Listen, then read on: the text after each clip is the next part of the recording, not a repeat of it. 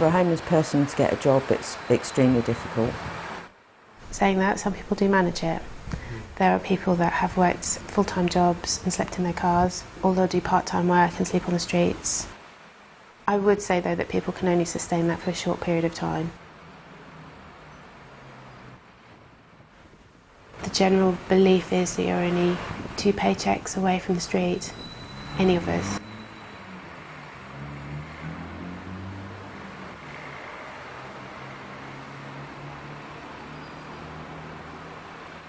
Every individual has their own story and their own reasons.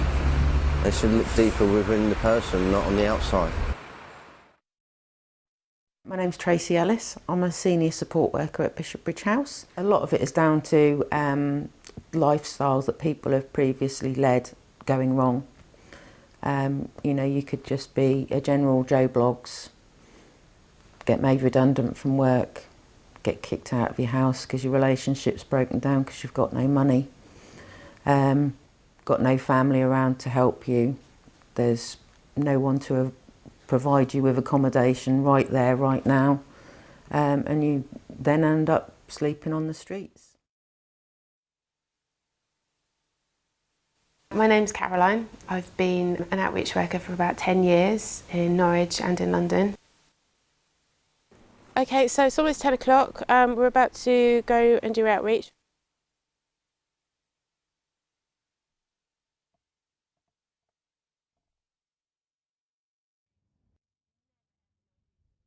The difficulty with deciding whether someone is homeless or a rough sleeper is that you could move from one place to another and be homeless, but until you're sleeping on the streets, then you're a rough sleeper. A lifestyle of rough sleeping can weigh heavy on people's physical health and mental health. Nickname's Wolf, age is 31. I have been rough sleeping for 16 years on and off. Michael Reed, my date of birth 15/9/61. I've been to a fair few cities. I had a flat in Trafalgar Street. I lost that when I got depressed and I was cutting myself up. My name is Jade, I'm 18 years old and I've lived in Norwich all of my life. When I was rough sleeping, I stayed in a variety of places, including Chapelfield Gardens, Eagle Park, because it was very private. It doesn't matter where you go if you're homeless, you know. You can live in London, you can live here, you can live in Essex, Surrey, it doesn't matter where you go, it's down to you. When I was a kid I used to run away from my father. I was sexually harassed by my stepdad and my mum was mentally abusive, so you sort of like go through like your early teenagers years, not even teen, like 12 and like stuff, and just think this is okay, this is what normal families do, right? So like packed up a small rucksack and headed out round to friends, stayed there for a few nights, then hopped to another friend's, and then it came to the first night I had to sleep rough. It's in the doorway, there's only one way in, so there's only one way I need to keep an eye out when I'm asleep. When a drunk kicked me in the face when I was asleep and I lost a tooth or two and split my lip.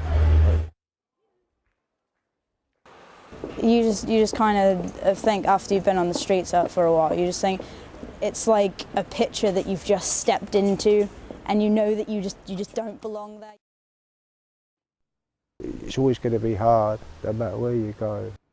Sometimes when you're homeless, you think to yourself it's too cold, you just want bed for the night. Unfortunately, you get yourself arrested.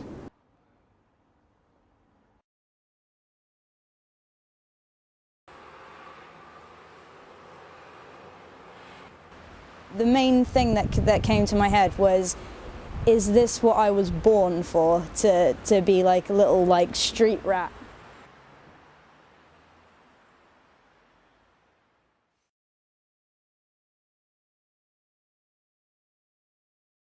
This is one place that we would normally come to. It's quite dark, it's well covered. Alcohol and substance misuse is sometimes common with rough sleepers. I suppose a stereotypical rough sleeper would be seen as a heavy drinker or a heavy drug user. For the people that do have alcohol and substance misuse issues, being on the streets is almost a way of coping.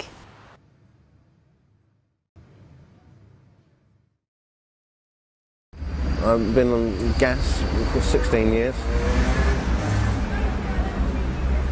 Form of depression. I try and use it to keep myself a different frame of mind from the flashbacks I get, trying to block them out. If someone had substance misuse issues, obviously it would be harder for them to be able to get a job. They're actually not eligible to work because you can't go to work if you're reliant on alcohol every day, every minute of every day. It's a slow spiral.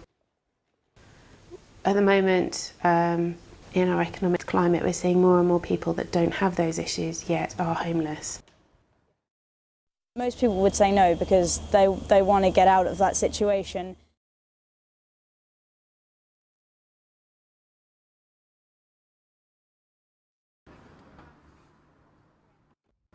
Well, it didn't come near up to me. It's when you wake up in the night or very early in the morning, you know, when you're freezing cold.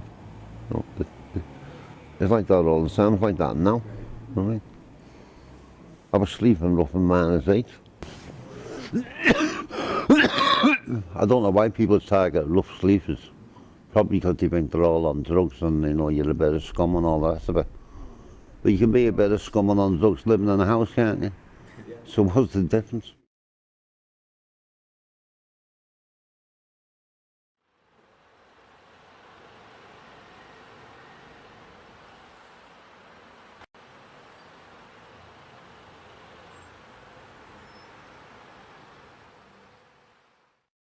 I've been rough sleeping about 14 years. I want to settle down now, I'm getting too old for it. Work at CAPS is very efficient, so when we do have people rough sleeping, we work quite quickly to verify them and make sure they're genuine rough sleepers, and then to find the most appropriate accommodation as soon as possible. I'm Simon Wright and I'm the Member of Parliament for Norwich South.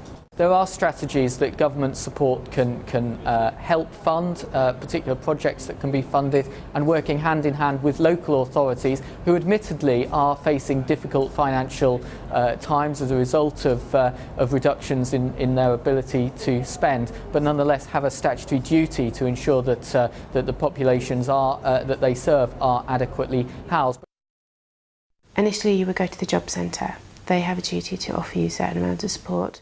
I do want a job, but the point is, there's no jobs there. You know, all these training schemes, they only promise you the world to get you in there, but in reality, you're just cutting the dole queues. I'm working on getting off the gas and working with project groups to deal with it, and then I want to go back into the catering, get somewhere to live.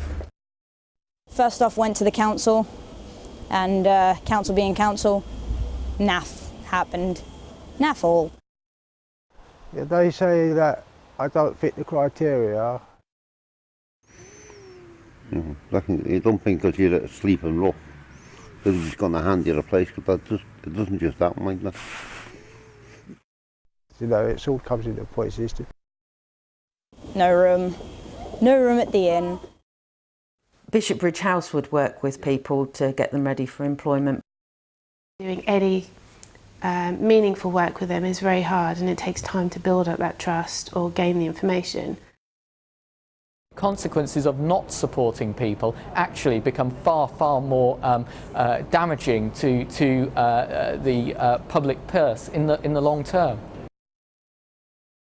Unfortunately, I think we will have cuts, which will make life very difficult for everybody because homelessness is only going to increase. and just living life by every day, because what else can you do? Yeah. You take each day as it comes and hope for the best. That's what I say. You've got to smile about these things. The general belief is that you're only 2 paychecks away from the street, any of us. And a lot of people don't have savings these days. They don't have family they can rely on. So if, as any of us could be made redundant or become unwell and can't work, can't pay our rent, it's actually not as hard as it might seem. And unfortunately people don't realise that, which is strange considering a lot of people have very high credit card bills and struggle to pay rent and all sorts of things, yet they still continue to believe that actually homeless people are just the ones drinking in the doorways or having a laugh in the park or gouching in some corner somewhere. And I think they might need to open their eyes a bit more to actually see the world around them.